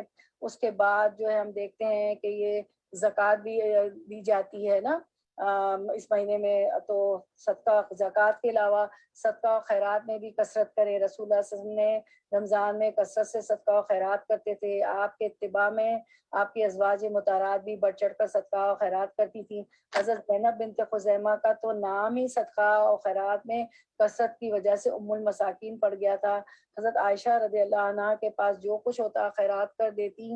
حضرت عروہ سے روایت ہے رضی اللہ عنہ کہ ایک دفعہ چشم دید واقعہ بیان فرماتے کہ ایک مرتبہ سیدہ عائشہ رضی اللہ عنہ کے پاس 70,000 درہم کی خطی رقم آئی، انہوں نے میرے سامنے کھڑے کھڑے ساری رقم اللہ کی راہ میں خرچ کر دی اور دوپٹہ کا پلو جھاڑ دیا، اور ان کا یہ حال تھا کہ تقسیم کے وقت اپنے کرتے میں پیون لگا رہی تھی۔ سبحان اللہ۔ امیر معاویہ رضی اللہ عنہ نے 1,00,000 اور درہم بھیجے بی بی عائشہ رضی اللہ عنہ کے پاس، شام ہوتے ہوتے ایک ہوا بھی پاس نہ رکھا، سب محتاجوں کو دے دیا۔ اتفاق سے اس دن روزہ رکھا تھا۔ لونڈی نے عرض کی افطار کے سامان کے لیے تو کچھ رکھ لیا ہوتا، تو فرمایا تم نے یاد دلا دیا ہوتا۔ ایک مرتبہ بی بی عائشہ رضی اللہ عنہ روزے سے تھی، گھر میں ایک روٹی کے سوا کچھ نہ تھا، اتنے میں ایک سائلہ نے آواز دی، سائلہ یعنی مانگنے والی، اور سائل مانگنے والا، تو ایک سائلہ نے آواز دی تو لونڈی کو حکم دیا کہ وہ ایک روٹی بھی اس کی نظر کر دو۔ لونڈی نے کہا کہ شام کو افطار کس چیز سے کیجیے گا؟ فرمایا یہ تو دے دو۔ شام ہوئی تو کسی نے بکری کا سالن ہدیتاً بھیجا۔ لونڈی سے حضرت عائشہ نے فرمایا دیکھو یہ تمہاری روٹی سے بہترین چیز اللہ نے بھیج دی، تو میری بہنوں دینے سے مال بڑھتا ہے، کبھی بھی نہیں گھٹتا۔ پھر ہم جو ہے زکوٰۃ بھی اس میں دیتے ہیں، تو ہماری زکوٰۃ اپنی سالانہ زکوٰۃ لازماً ادا کرنی ہے۔ زکوٰۃ کے کا ہم دیکھ لیتے ہیں سورۃ التوبہ کی آیت نمبر 60 میں زکوٰۃ کا اللہ تعالیٰ فرماتے ہیں کہ 8 لوگوں کو زکوٰۃ دی جائے گی۔ اسکرین پہ ہم دیکھتے ہیں انما الصدقات للفقراء والمساکین والعاملین علیہا والمؤلفۃ قلوبهم وفی الرقاب والغارمین وفی سبیل اللہ وابن السبیل فریضۃ من اللہ واللہ علیم حکیم۔ سورۃ التوبہ آیت 60 اللہ تعالیٰ فرماتے ہیں، اب دیکھیں یہ 8 مد ہے نا، اور 2.5% ہمیں زکوٰۃ دینا۔ یہ صدقات تو دراصل فقیروں اور مسکینوں کے لیے ہیں، ان لوگوں کے لیے جو صدقات کے کام پر معمور ہوں، اور ان کے لیے جن کی تالیف قلب مطلوب ہو۔ نیز یہ گردنوں کے چھڑانے اور قرض داروں کی مدد کرنے میں اور راہ خدا میں اور مسافر نوازی میں استعمال کرنے کے لیے ہیں۔ ایک فریضہ ہے اللہ کی طرف سے، اور اللہ سب کچھ جاننے والا اور دانا و بینا ہے۔ اب ان 8 مت کو آپ کیسے سمجھیں گی؟ پہلے تو 2.5% کو سمجھ لیں۔ 2.5% ایسے دینا ہے کہ آپ کا سال بھر آپ نے خرچہ کیا، ٹھیک ہے، سال آپ کا گزر گیا، سال گزرنے پہ پورے خرچے اخراجات کرنے کے بعد سارے کھانا پینا گروسری، بچوں کے اسکول لینا دینا آنا جانا کپڑے ہر چیز کرنے کے بعد، گھر کا کرایہ ٹیکسز سب بھرنے کے بعد آپ کے پاس جتنا بچا ہے اس میں سے 2.5% 2.5% آپ اپنے مال کی زکوٰۃ دیں گی۔ اگر آپ کے پاس 7 تولے سونا ہے تو اس پہ آپ زکوٰۃ دیں گی 7 تولے سونے پر، ٹھیک ہے۔ اچھا وہ ہوتا ہے 81.64 گرام. 7 تولے کتنا ہوتا ہے؟ آپ کے پاس اگر 81.64 گرام سے زیادہ ہے تو آپ زکوٰۃ دیں گی اس پہ 2.5%. اور اگر آپ کے پاس چاندی 52 تولہ ہے یعنی 606.51 گرام ہے تو اس پہ بھی آپ کو زکوٰۃ آپ کی لازم ہو جائے گی. ٹھیک ہے. اور جو ہے 1 گرام میں 11.669 ہوتے ہیں. ٹھیک ہے. اچھا اس کے بعد ہم دیکھتے ہیں اب یہ اس کو ہم سمجھتے ہیں. یہ جو آیت آپ کے سامنے ہے کہ یہ کون 8 لوگ ہیں, کیا مد ہے, تو اس کو اسکرین پہ آپ دیکھیں. ہم دیکھتے ہیں کہ فقراء و مساکین کن کو دینا ہے. اچھا اب سب سے پہلے تو فقیر الفقراء, تو فقیر جو فقراء جو ہے فقیر کی جمع ہے جس کے پاس اپنی ضرورت, گھر والوں کی ضرورت یعنی کھانا پینا, کپڑے اور مکان وغیرہ کے لیے کچھ نہ ہو, ان کو دیں گے. یہ اللہ تعالیٰ یہ سارا آیت میں تھا. ٹھیک ہے. تو سمجھانے کے لیے آپ کو بتایا جا رہا ہے. المساکین, مساکین مسکین کی جمع ہے جس کے پاس اپنی ضرورت کا آدھا ہو یا اس سے زیادہ ہو. مثلا اس کے پاس 100 روپے ہوں اور وہ 200 کا محتاج ہو, اس کو 200 کی ضرورت ہو, خرچہ پورا نہیں ہو رہا. عاملین, زکوٰۃ وصول کرنے والے جو اسلامی حکومت کی طرف سے صدقات کی وصولی اور اس کے حساب کتاب پر مامور ہو, حکومت کی طرف سے, کسی ادارے کی طرف سے نہیں. ٹھیک ہے. آپ کو پتہ ہے اسلامی حکومتوں میں آپ وسلم کے زمانے میں, خلفائے راشدین کے زمانے میں, اس کے بعد بھی کیا ہوتا تھا کہ حکومت, اسلامی حکومت زکوٰۃ وصول کرتی تھی. ٹھیک ہے. آج کل تو ہم انڈیپینڈنٹلی دے دیتے ہیں. مؤلفۃ القلوب, جو مؤلفۃ القلوب کیا ہے, جن کو اسلام کی طرف راغب کرنا مقصود ہو یا جو اسلام میں کمزور ہوں. تو نئے نئے جو مسلمان ہوتے تھے ظاہر ان کا ایمان بھی کمزور ہوتا تھا, تو آپ وسلم ان پہ بھی خرچ کرتے تھے. تو یہی بات کو اس آیت میں بتائی. غارمین, جو مقروض ہو گئے ہوں, جن کے اوپر ضمانت کا بوجھ ہو, جو قرض دار ہوں. الرقاب, گردن آزاد کرنے میں, اغوا کاروں یا غلاموں کو آزاد کرنے میں یا قیدیوں کو رہا کرنے میں خرچ ہوگا زکوٰۃ کا مال. فی سبیل اللہ, دعوت دین اور جہاد فی سبیل اللہ کی مد میں خرچ ہوگا, دین کی دعوت دینے میں, کتابیں چھپانا, اس کو بانٹنا. اور ابن السبیل, مسافر جو حالت سفر میں ضرورت مند ہو جائے, خواہ اپنے مکان پر غنی کیوں نہ. آپ نے دیکھا ہوگا کہ حج عمرے پہ بھی جاتی ہیں, آپ دیکھتی کہ جیبیں کٹ جاتی ہیں اور ان کے پاس کچھ بھی نہیں ہوتا. جتنی دیر میں وہ اپلائی کریں, ان کے کریڈٹ کارڈز ان کو واپس آئیں, چیک بکس واپس آئے, تو بہت ٹائم لگ جاتا ہے نا. تو اس وقت وہ امیر تو ہوتے ہیں لیکن اس وقت تو سب لٹ گیا ہوتا ہے, ان کے پاس کچھ نہیں ہوتا, تو پھر وہ بھی زکوٰۃ لے سکتے ہیں. تو زکوٰۃ ان سب کے لیے اللہ کی طرف سے فریضہ ہے. زکوٰۃ کے مستحق یہ تمام افراد ہیں, یہ مدیں ہیں. اب دیکھیں قرآن کی مجلسوں میں آنے سے یہ فائدہ ہوتا ہے کہ اب ہم محتاج نہیں رہے. اب زکوٰۃ کس کو دینی ہے, آپ نے یہ اسکرین شاٹ لیا, یہ نکالا, اور جو پوچھے اس کو بھی آپ نے بھیج دیا, اور پھر آپ نے آیت بھی بھیج دی اور آیت کو سمجھا بھی دیا اس اسکرین شاٹ سے. تو آپ زیادہ سے زیادہ لوگوں کو دعوت دیں, کہیں کہ ہمیں تو ایک کتاب بنا کر اسکرین پہ دکھائی جاتی ہے, اور جو ہے محتاجی بھی ختم ہو جائے گی نا. کہ ہم جیسے کہ قرآن ہمارے اسکرین پہ ہوتا ہے, آپ سب کو بتائیں. ٹھیک ہے. کہ اسکرین پہ ہوتا ہے قرآن اور ہم جو ہے سب دیکھ رہے ہوتے ہیں, تو زیادہ سے زیادہ جو علم آپ حاصل کر رہی ہیں, جو لذت, جو قرآن کی لذت آپ حاصل کر رہی ہیں, وہ لوگوں کو بھی لائیں کہ بالکل محتاجی ختم ہو جائے گی. سب کچھ جو ہے سامنے ہمارا اسکرین پہ ہوتا ہے, تفصیل بھی ہوتی ہے, ٹرمنالوجی بھی ہوتی ہے, دعائیں بھی ہوتی ہیں. ٹھیک ہے. زیادہ سے زیادہ لوگوں کو لائیں تو آپ کو بہت ثواب ملے گا.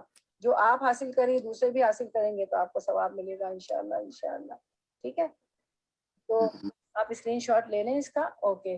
اس کے بعد ہم دیکھتے ہیں کہ ذکر الہی میں بہت ہمیں رغبت کرنی ہے رمضان کے مہینے میں. ویسے رمضان تو ایک ٹریننگ پیریڈ ہے, رمضان کے بعد پوری عمر بھی ہمیں یہی کام کرنا ہے. تو ماہ رمضان میں کثرت سے اللہ کا ذکر کرے, اس لیے کہ اس مہینے میں عبادت گزاروں کے اعمال کا بدلہ دیگر دنوں کی نسبت زیادہ ہوتا ہے.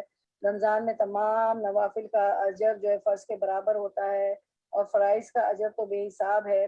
ایک حدیث مبارکہ ہے کہ مثل الذی یذکر ربہ, کہ نبی صلی اللہ علیہ وسلم نے فرمایا اپنے رب کو یاد کرنے والے اور نہ کرنے والے کی مثال زندہ اور مردہ کی سی ہے. تو کام کاج کے دوران بھی میری بہنوں اپنی زبان کو اللہ کے ذکر سے تر رکھیں. اور یہ سائنس بھی پروو کر رہی ہے کہ عادات کو بدلنے کے لیے 30 دن چاہیے ہوتے. کتنے 30 دن؟ تو اللہ تعالیٰ نے تو پہلے ہی ہمیں 30 دن دے دیے کہ اس میں اپنی عادات بدل لینا. تو نماز ہے, روزے ہیں, عبادات ہیں, اپنے ہر اعضاء کو کنٹرول میں رکھنا, کوئی غلط چیز نہیں دیکھنا, کان سے کوئی غلط چیز نہیں سننا, کوئی کہیں غلط قدم نہیں اٹھانا. تو ایک ٹریننگ پیریڈ ہے جس میں سارا سال وہ ٹریننگ رہے اور پھر پوری عمر کے لیے ہم جو ہے اس طرح کے اچھے اچھے کام کریں, عبادت اچھی طرح سے کریں. تو ذکر ایک جامع اس طرح ہے جس میں اللہ تعالیٰ کی تسبیح ہے, تسبیح کہتے ہیں سبحان اللہ, تحمید کرنا الحمدللہ, تکبیر اللہ اکبر, تحلیل جو ہے لا الہ الا اللہ. اور حضرت جابر بن عبداللہ کہتے ہیں کہ میں نے رسول اللہ صلی اللہ علیہ وسلم کو فرماتے ہوئے سنا, لا الہ الا اللہ سب سے افضل ذکر ہے اور الحمدللہ سب سے افضل کلمہ شکر کا ہے. تو اگر میزان پہ ہمارے اعمال تولے جائیں گے اور لا الہ الا اللہ جس نے زیادہ پڑھا ہوگا وہ رکھا جائے گا تو لا الہ الا اللہ کا پلہ بھاری ہو جائے گا, افضل ذکر ہے اور الحمدللہ افضل کلمہ بھی ہے اور شکر بھی ہے. تو رسول اللہ صلی اللہ علیہ وسلم نے فرمایا کیا میں تمہیں ایسی چیز نہ بتاؤں جس کے ذریعے تم اپنے سے پہلوں کے درجوں کو پالو گے, بعد والے تمہارے درجے کو نہ پہنچ سکیں گے اور تم تمام لوگوں میں بہترین قرار پاؤ گے سوائے اس شخص کے جو اسی طرح کا عمل کرے گا. تم لوگ ہر نماز کے بعد سبحان اللہ الحمدللہ اللہ اکبر 33 مرتبہ کہا کرو, اور یہ ہم کرتے ہیں اور 100 کی گنتی پورے کرنے کے لیے ہم چوتھا کلمہ پڑھتے ہیں ماشاءاللہ الحمدللہ. اس کے بعد ہم دیکھتے ہیں کہ لیلۃ القدر, لیلۃ القدر آپ کو پتہ ہے کہ انا انزلناہ فی لیلۃ القدر, اللہ نے فرمایا کہ ہم نے قرآن کو لیلۃ القدر میں نازل فرمایا. تو رمضان کے آخری عشرے میں اپنے اہل و عیال کو عبادت کے لیے خصوصی ترغیب دلانا مصنون ہے, کیونکہ یہ حدیث مبارکہ ہے. اسکرین پہ بھی آپ دیکھیں گے کہ حضرت عائشہ رضی اللہ عنہ فرماتی ہے کہ جب رمضان کا آخری عشرہ شروع ہو جاتا تو آپ صلی اللہ علیہ وسلم عبادت کے لیے کمر بستہ ہو جاتے, راتوں کو جاگتے اور اپنے اہل خانہ کو بھی جگاتے تھے, ٹھیک ہے, راتوں کو جگاتے تھے. اس کے بعد ہم دیکھتے ہیں کہ بی بی عائشہ رضی اللہ عنہ فرماتی ہیں کہ ابن عباس سے روایت ہے کہ نبی صلی اللہ علیہ وسلم نے فرمایا کہ لیلۃ القدر کو رمضان کے آخری عشرے میں تلاش کرو جب 9 7 5 راتیں باقی رہ جائیں, یعنی 21ویں 23ویں 25ویں رات, ایک اور روایت میں آتا ہے 21ویں 23ویں 25ویں 27ویں 29ویں رات کو تلاش کرو. ام المومنین عائشہ رضی اللہ عنہ کہتی ہیں کہ میں نے پوچھا یا رسول اللہ اگر میں شب قدر پالوں تو اس میں کیا کہوں, تو آپ سب نے فرمایا کہو اللہم انکا عفو تحب العفو فاعف عنی, اے اللہ تو معاف کرنے والا کرم کرنے والا ہے, معاف کرنے کو پسند کرتا ہے, بس مجھے معاف کر دے, ٹھیک ہے. اور اگر آپ کہیں گی سب کے لیے گھر والوں کے لیے تو کہیں گی فاعف عنا, یا اللہ ہم سب کو معاف کر دے. تو خوب عبادت کریں, تراویح, قیام اللیل, سحری, افطار, سحری کے وقت دعا, افطار کے وقت دعائیں, جلدی سے اپنا کچن بند کر دیں 15 منٹ پہلے 10 منٹ پہلے, اور جو ہے اگر کوئی دعوت ہے زیادہ لوگ ہیں نہیں بند کر پا رہی ہیں نہیں تو آپ پھر زبان سے تو ضرور ذکر اور دعا کرتی رہیں, اور مسنون اگر ٹائم ہے تو وہ جو آپ کے پاس قرآنی اور مسنون دعا ہے, اورنج بک ہے, اس سے دعا کر لیں, 10-15 منٹ اس میں لگتے ہیں, چاہے پوری نہ کتاب ختم ہو تھوڑی بھی پڑھ لیں, نہیں تو پھر زبان سے اپنی اردو میں اپنی جو بھی لینگویج ہو آپ جو جس میں بھی بات کرتی ہوں مدر ٹنگ میں کریں, اللہ تو سنتے ہیں. پھر لیلۃ القدر جو ہے جو آپ کو پتہ ہے کہ 1000 مہینوں سے بھاری ہے, اس کی عبادت کا ثواب اتنا ہے جیسے 93.33 سالوں کا ثواب ملا. ہمیں تو معلوم بھی نہیں کہ ہم 93 ایئر زندہ رہیں گے یا 83 ایئر زندہ بھی ہیں کہ نہیں, مطلب اتنی عمر بھی ہے کہ نہیں. اور اگر ہر رمضان میں اتنے ہی ہم نے سالوں کی ہمیں عبادت مل گئی, اتنا ثواب مل گیا, تو پھر تو کیا کہنے. انشاءاللہ بخشش ہی بخشش اور اعلیٰ درجے کے جنتی اللہ ہمیں بنا دے انشاءاللہ. اور پھر لیلۃ القدر جو ہے نا اس کو جو ہے اس کی صبح جو ہے سورج بلند ہونے تک شعاع نہیں ہوتی, آپ خود بھی دیکھ سکتی ہیں, واللہ عالم بالصواب, لیکن یہ علماء کا کہنا ہے کہ اس کی صبح سورج بلند ہونے تک شعاع نہیں ہوتی ہے, تو آپ صبح اٹھ کے دیکھ بھی سکتی ہیں. تو یہ اللہ کی کائنات کے غور کرنے کا بھی ثواب ملے گا, کیونکہ آیات کونی میں اللہ کی کائنات میں غور و فکر کرنے کا بھی ثواب ہے. اس کے بعد آپ وسلم کی ایک روایت ہے جس میں پتہ چلتا ہے کہ آپ نے فرمایا میں لیلۃ القدر بتانے کے لیے نکلا تو 2 آدمی جھگڑے کر رہے تھے, تو اس سے مجھے روک دیا گیا, تو جھگڑا فساد نہیں کرنا ہے. اور پھر اس ظاہر ہے آپ نے فرمایا اس میں بھی کوئی مصلحت تھی کہ وہ ایک ہی رات ہم عبادت کر کے بیٹھ جاتے ہیں, تو اس کی وجہ سے ہم طاق راتیں ڈھونڈنے میں ہم پورا عشرہ آخری عشرہ بہت زیادہ عبادت کرتے ہیں, بہت زیادہ, ٹھیک ہے. اس کے بعد ہم دیکھتے ہیں کہ اللہ تعالیٰ کا قرب حاصل کرنے کے لیے اعتکاف کے بارے میں دیکھتے ہیں کہ اللہ تعالیٰ کا قرب حاصل کرنے کے لیے عبادت کی غرض سے مسجد میں رہنا اعتکاف کہلاتا ہے. یہ سنت موقدہ کفایہ ہے, اور اس کی مدت 10 دن ہے. یہ سنت موقدہ کفایہ ہے، ہر کوئی ضروری نہیں کہ ہر کوئی کرے، لیکن ہمارے محلے کی مسجد میں ایک آدمی کو ضرور لازماً جو ہے اس کے لیے بیٹھنا چاہیے، اعتکاف کے لیے ضرور بیٹھے، ایک آدمی تو ضرور ہونا چاہیے نا. تو یہ تو مردوں کے کام ہے، وہ دیکھ لیتے ہیں انشاءاللہ ایک کون بیٹھے کون نہ بیٹھا ہے کہ نہیں. اس کے بعد ہر سال رمضان میں آپ صلی اللہ علیہ وسلم 10 دن اعتکاف فرماتے تھے، لیکن وفات کے سال آپ نے 20 دن اعتکاف فرمایا. اگر کسی کو اعتکاف کے لیے 10 دن میسر نہ آ سکیں تو میری بہنوں جتنے دن میسر ہوں اتنے دنوں ہی کا اعتکاف کر لینا چاہیے. حضرت عبداللہ بن عمر سے روایت ہے رضی اللہ عنہ، حضرت عمر نے نبی کریم صلی اللہ علیہ وسلم سے پوچھا، اے اللہ کے رسول، میں نے زمانہ جاہلیت میں مسجد حرام میں ایک رات کا اعتکاف کرنے کی نظر مانی تھی. آپ صلی اللہ علیہ وسلم نے فرمایا اپنی نظر پوری کرو. فجر کی نماز کے بعد اعتکاف بیٹھنا سنت ہے. اعتکاف کے لیے روزہ رکھنا لازمی ہے. عورتوں کو بھی مسجد میں اعتکاف کرنا چاہیے. حضرت عائشہ رضی اللہ عنہ سے روایت ہے کہ نبی کریم صلی اللہ علیہ وسلم رمضان کا آخری عشاء اعتکاف فرمایا کرتے تھے، یہاں تک کہ آپ نے وفات پائی تو آپ کے بعد آپ کی ازواج مطہرات نے اعتکاف کیا. قریبی مسجد میں اعتکاف کی سہولت نہ ہو تو خواتین گھر کے کمرے یا گوشے میں اعتکاف کر سکتی ہیں، لیکن یہ مسنون اعتکاف شمار نہ ہوگا کیونکہ مسنون اعتکاف مسجد میں ہوتا ہے. آج سبسن کی زوجہ محترمہ آپ کے پاس اعتکاف میں آتی بھی تھی ملنے، تو ضرورت کے تحت اعتکاف میں اٹھ سکتے ہیں، کھانے پینے کے لیے، رفع حاجت کے لیے، غسل کرنے کے لیے، ہمیں کھانا دینے کے لیے بھی. آپ کے مرد بھی اعتکاف میں تو کھانا دینے کے لیے بھی گھر والے جا سکتے ہیں، بس ضرورت کے تحت. پھر ہم دیکھتے ہیں کہ رمضان المبارک کے اختتام پر عید الفطر اہل ایمان کے لیے خوشیوں کا ایک پیغام لاتی ہے، تو ہمیں اس میں بھی کچھ چیزوں کا خیال رکھنا چاہیے. عید کے لیے لباس اور دیگر چیزوں کی تیاری ہر دل کی خوشی سے کریں، اپنی استطاعت کے مطابق اچھا اور خوبصورت لباس بنوانا چاہیے. عید کی خوشیوں میں ہمیں معاشرے کے، سوسائٹی کے دیگر غریب اور افراد ہیں، نادار افراد ہیں، ان کو بھی شریک کریں اور جو ہے ممکنہ حد تک ان کی مدد کریں. یتیم بچوں کا بہت خیال کریں. اگر بہت چھوٹے بچے ہیں تو ان کو کھلونے بھی دیں. اکثر ہم ان کو ٹوائز نہیں دے رہے ہوتے، ہم کہہ رہے نہیں پیسہ بھی دیں، چیزیں بھی دیں. ان کو ٹوائز دے تو ننے معصوم بچے اتنے خوش ہو جاتے ہیں. عید کے دن اپنے ساتھ ساتھ بچوں کو بھی سنت نبی کی روشنی میں تیاری کرانا چاہیے.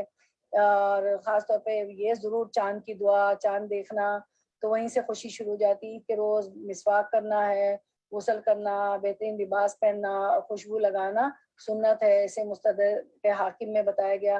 نماز عید کے جانے سے پہلے آپ صلی اللہ علیہ وسلم کی سنت پہ ہمیں عمل کی نیت سے سنت پہ عمل کی نیت کرنی ہے، اور وہ یہ ہے کہ میٹھی چیز کھا کے جائیں، کیونکہ آپ صلی اللہ علیہ وسلم کھجور کھا کے جاتے تھے. ہمارے یہاں تو کھجور بھی کھا لیں، شیر خرما سویاں بھی بنا ہوتا ہے ماشاءاللہ، تو میٹھی چیز کھا لیں، کھجور بھی کھا لیں پہلے.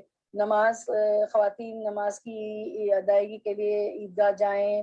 آپ صلی اللہ علیہ وسلم نے فرمایا کہ ام عطیہ سے روایت ہے، فرماتی ہیں کہ ہمیں حکم دیا، یعنی نبی صلی اللہ علیہ وسلم نے، کہ ہم جوان کنواری لڑکیوں اور پردہ نشین عورتوں کو دونوں عیدوں کے دن نماز کے لیے لائیں. حکم دیا کہ حیض والیاں مسلمانوں کی نماز کی جگہ سے دور رہیں.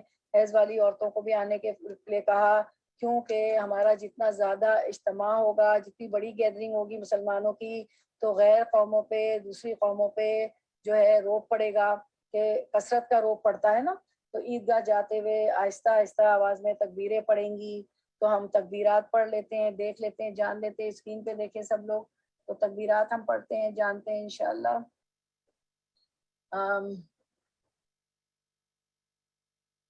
اللہ اکبر، اللہ اکبر، لا الہ الا اللہ، واللہ اکبر، اللہ اکبر وللہ الحمد.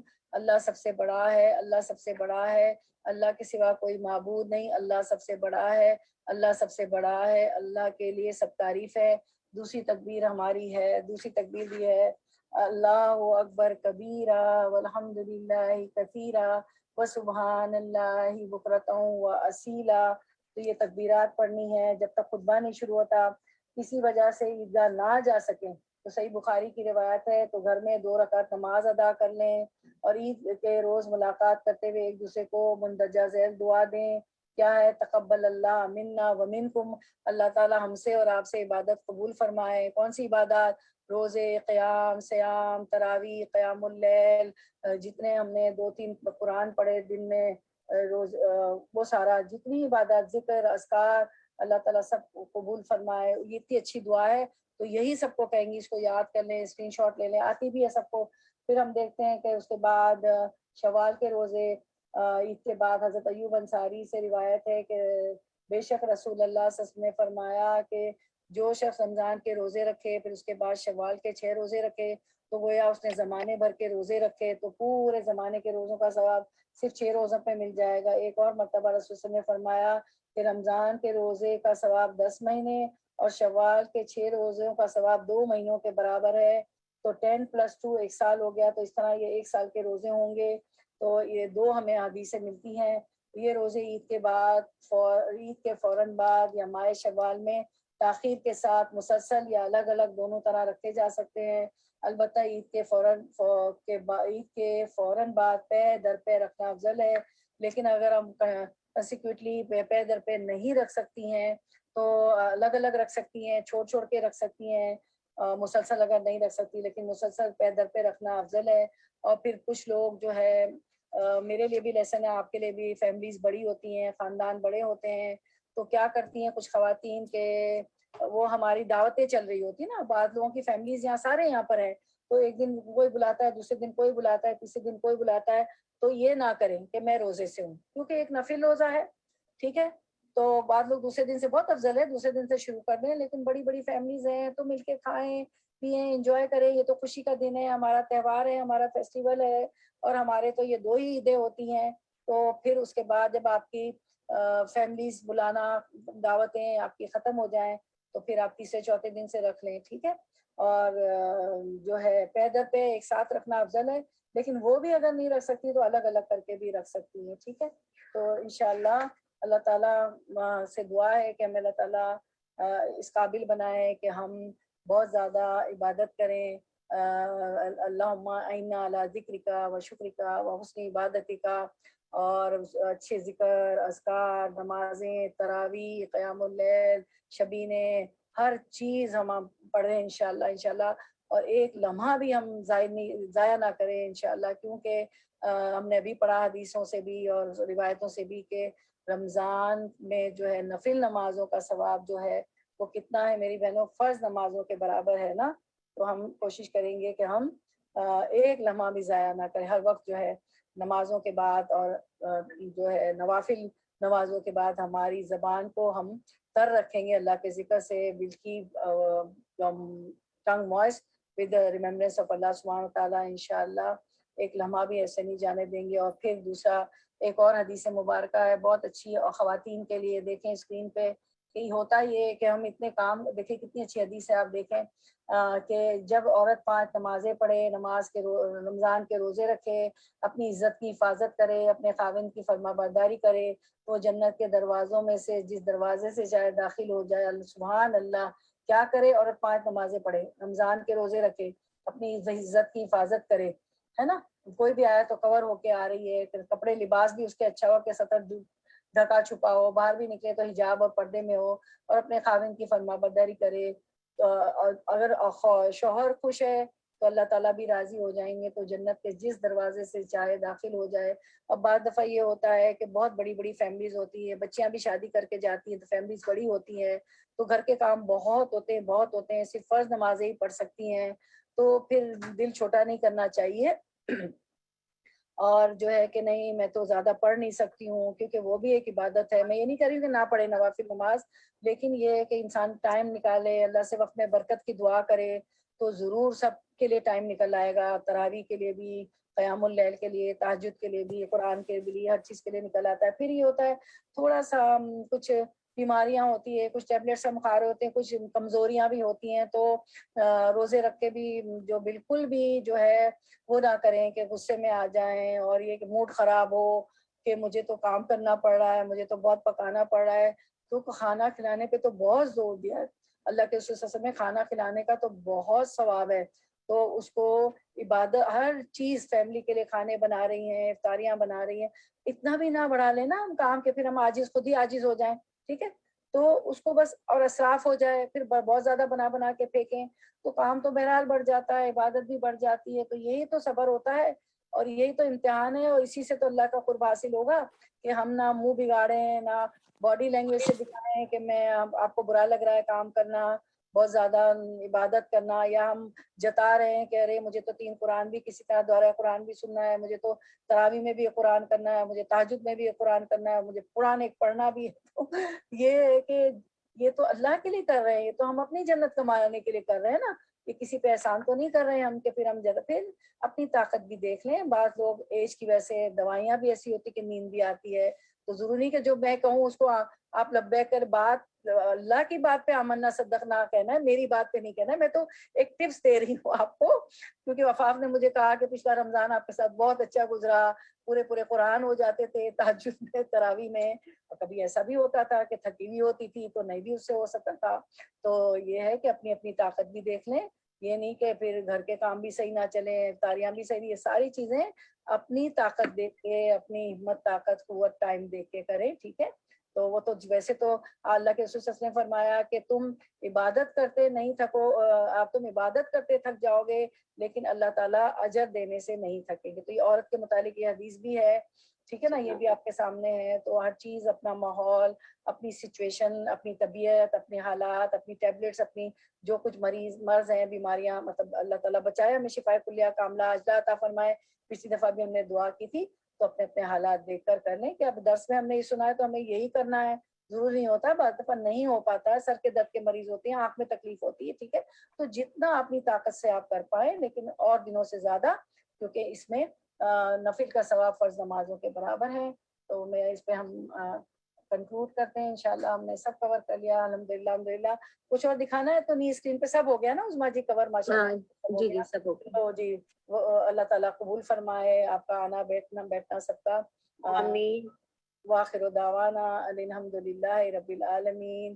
سبحانک اللہم وبحمدک اشہد ان لا الہ الا انت استغفرک واتوب الیک. ایک اور بات سلام کرنے سے پہلے میں یہ کہہ دوں کہ اپنے آپ کو اتنا ہیوی نہ کر لیجیے گا افطاری میں کہ مغرب بھی نہ پڑھ سکے. اتنی پھر نیند آ جاتی ہے، اپنے آپ کو ہیوی کر لیتے ہیں کہ پھر وہ عشاء میں بھی سستی ہوتی ہے، پھر وہ تراویح میں بھی سستی آتی ہے نا.